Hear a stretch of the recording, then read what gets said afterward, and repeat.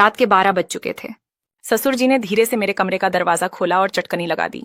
मैंने आंखें बंद करके सोने का नाटक किया, पर मेरे दिल की धड़कनें तेज थीं। मुझे अंदाजा था कि वो क्यों आए हैं, पर मैंने खुद को रोका और बस चुप रही। उस रात जो हुआ वो मेरी जिंदगी का एक नया मोड़ था। पूरी कहानी सुनो तो समझ आएगा कि उस रात मेरे साथ क्या हुआ। मेरा नाम काव्या है, उम्र 24 साल। मैं कानपुर के एक पुराने मोहल्ले में रहती हूँ, जहाँ गलियां तंग हैं और मकान पुराने, पर दिलों में जो बातें चल रही हैं वो बिल्कुल नई हैं। 1.5 साल पहले मेरी सास को दिल की बीमारी ने हमसे छीन लिया, और मेरे पति रोहन, वो 2 साल पहले एक कार एक्सीडेंट में मुझे अकेला छोड़ गए। तब से मैं और मेरे ससुर जी, जिन्हें मैं पापा जी कहती हूँ, इस छोटे से घर में एक दूसरे के सहारे जी रहे हैं। मैं दिन भर एक कपड़ा दुकान में काम करती हूँ और घर लौटकर खाना पीना, बाजार सब संभालती हूँ। पापा जी पहले बड़े हंसमुख इंसान थे। मोहल्ले में उनकी बात का वजन था। हर शाम वो गली की चौपाल पर दोस्तों के साथ बैठते, पुराने किस्से सुनाते और उनकी हंसी से गली गूंजती थी। पर सास के जाने के बाद वो जैसे खामोश हो गए। दिन भर अपने कमरे में या फिर टीवी पर पुराने गाने देखते। उनकी आंखों में एक अजीब सा दर्द था जो मुझे रातों को सोने न देता। मैं सोचती, क्या मैं उनके इस दर्द को हल्का कर सकती हूँ? क्या उनकी जिंदगी में फिर से कोई रोशनी ला सकती हूँ? एक रात की बात है। रात के करीब 2 बजे मैं पानी पीने उठी। घर में सन्नाटा, बस बाहर सड़क पर कुत्तों की आवाज। पापा जी का कमरा ऊपर था और मैं नीचे। तभी ऊपर से कुछ गिरने की आवाज आई। दिल धक से रह गया। क्या हुआ? मैं डरते डरते दबे पांव ऊपर गई। उनका दरवाजा हल्का सा खुला था। मैंने चुपके से झांका। पापा जी ने मोबाइल की टॉर्च जला रखी थी। उनके एक हाथ में मोबाइल था और वो कुछ देख रहे थे, कुछ कर रहे थे अकेले में। शायद तभी उनके हाथ से पास में रखा गिलास नीचे गिर गया, लेकिन वो इतने खोए थे कि उन्हें पता ही नहीं चला। मैं चुपके से देखती रही। जब मूवी देखने के बाद जब उनका काम हो गया, कुछ देर बाद उन्होंने मोबाइल साइड में रखा और वैसे ही लेट गए। मैं धीरे से वहां से हटी और नीचे अपने कमरे में आ गई। नीचे आकर जो मैंने देखा और महसूस किया, उस पर यकीन नहीं हो रहा था कि पापा जी ऐसा कर सकते हैं। लेकिन फिर सोचने लगी, ये तो इंसानी फितरत है, इसमें ज्यादा सोचने जैसा क्या। दिल में जैसे कोई तार छिदक गया। पापा जी अकेलेपन से लड़खड़ा रहे थे, पर अपने दर्द को छुपा रहे थे। मैं सोचने लगी, क्या मैं उनके लिए कुछ कर सकती हूँ? क्या मैं उन्हें वो एहसास दे सकती हूँ जो अब उनके दिल में कहीं खो गया है?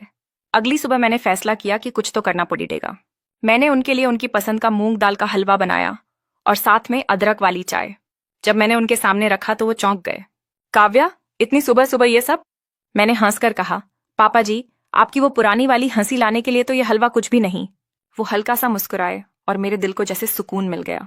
उस दिन के बाद मैंने उनके साथ वक्त बिताना शुरू किया।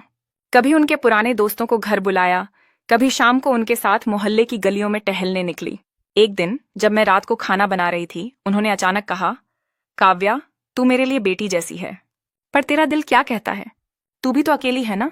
मैं रुक गई। उनकी बात मेरे दिल को छू गई। मैंने हल्के से कहा, पापा जी, अकेलापन तो हम दोनों का है। शायद हम एक दूसरे के लिए वो कमी पूरी कर सकते हैं। एक शाम मैं दुकान से लौटी तो पापा जी आंगन में कुर्सी डालकर बैठे थे। मैं उनके पास गई और बोली, पापा जी, आपको याद है, आप कहा करते थे कि जिंदगी एक सैर है जो चलती रहती है। वो मुझे देखकर बोले, हाँ, पर अब तो मेरी सैर रुक सी गई है।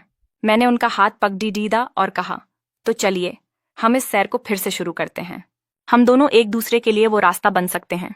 उस रात जब घर की बत्तियां बुझ गईं, मैंने देखा पापा जी मेरे कमरे के पास खड़े थे। उनकी आंखों में एक हिचक थी, पर एक अनकही बात भी। मैंने पूछा, पापा जी सब ठीक? वो चुप रहे, फिर धीरे से बोले, काव्या, तूने आज जो कहा वो मेरे दिल में उतर गया। मैं तुझ में अपनी बेटी देखता हूं, पर शायद कुछ और भी। मेरे दिल की धड़कन तेज हो गई। मैंने हल्के से कहा, पापा जी, हम दोनों ने बहुत कुछ खोया है, पर शायद हम एक दूसरे में वो सुकून ढूंढ सकते हैं जो हमें चाहिए। लोग क्या कहेंगे, ये सोचकर तो जिंदगी रुकती नहीं। उन्होंने मेरा हाथ थामा। उनकी हथेली में एक गर्माहट थी जो मेरे दिल तक गई। वो बोले, काव्या, ये रास्ता आसान नहीं। मैंने मुस्कुराकर कहा, पापा जी, जो आसान होता है उसमें मजा कहाँ। बस आप मेरे साथ रहें, फिर देखिए कैसे जिंदगी फिर से हंसने लगती है। उस रात हमारे रिश्ते में एक मिठास आई। हमने एक दूसरे के साथ बैठकर पुरानी बातें की, सास के किस्से, रोहन की शरारतें और वो पुराने दिन जब घर में हंसी गूंजती थी। पर उस रात कुछ बदल गया। पापा जी की आंखों में वो खालीपन कम हो गया और मेरा दिल वो भी जैसे हल्का हो गया। अगले दिन जब मैं दुकान से लौटी तो पापा जी ने मेरे लिए मेरी पसंद की मसाला पूरी बनाई थी। काव्या, आज तुझे कुछ तीखा खाना चाहिए, उन्होंने हंसकर कहा।